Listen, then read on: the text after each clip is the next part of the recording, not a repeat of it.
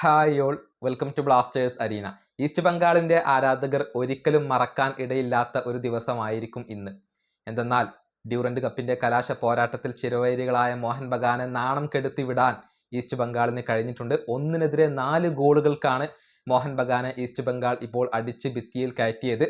മത്സരത്തിന്റെ ആദ്യ പകുതിയിൽ തന്നെ ഈ 5 ഗോളുകളും പിറന്നിരുന്നു. ഇന്ത്യൻ സൂപ്പർ താരം എഡ്മണ്ടിന്റെ ഹാട്രിക്കാണ് ഈ ഒരു തകർപ്പൻ വിജയം ഇപ്പോൾ ഈസ്റ്റ് ബംഗാളിന് നൽകിയിട്ടുള്ളത്. മത്സരത്തിന്റെ ആദ്യ പകുതിയിൽ തന്നെ ഈസ്റ്റ് ബംഗാൾ വിജയവും അതുവഴി കിരീടവും ഉറപ്പിക്കുകയായിരുന്നു.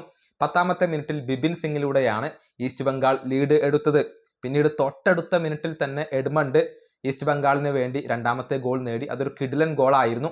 ബോക്സിന് വെളിയിൽ നിന്നുള്ള അദ്ദേഹത്തിന്റെ ഷോട്ട് വലയിൽ പതിക്കുകയായിരുന്നു. തൊട്ടു പിന്നാലെ അഥവാ 22ാമത്തെ മിനിറ്റിൽ എഡ്മണ്ട് വീണ്ടും ഒരു ഗോൾ നേടി. അതായത് ആദ്യത്തെ 22 മിനിറ്റിനിടെ തന്നെ മോഹൻ ബഗാൻ 3 ഗോളുകൾ വഴങ്ങിക്കൊണ്ട് മത്സരത്തിൽ തോൽവി ഉറപ്പിച്ചിരുന്നു. മോഹൻ ബഗാന്റെ പ്രതിരോധ നിര അക്ഷരാർത്ഥത്തിൽ മോശം പ്രകടനമാണ് നടത്തിയത്. 33ാമത്തെ മിനിറ്റിൽ മൻവീർ സിംഗ് ഒരു ഗോൾ മോഹൻ ബഗാന് വേണ്ടി മടക്കി. പക്ഷേ 44ാമത്തെ മിനിറ്റിൽ എഡ്മണ്ട് വീണ്ടും ഗോൾ നേടുകയായിരുന്നു. അതായത് മത്സരത്തിന്റെ ആദ്യ പകുതിയിൽ തന്നെ 4 ഗോളുകൾ നേടാൻ ഈസ്റ്റ് ബംഗാളിന് സാധിച്ചു. എഡ്മണ്ട് ഹാട്രിക്ക് പൂർത്തിയാക്കി.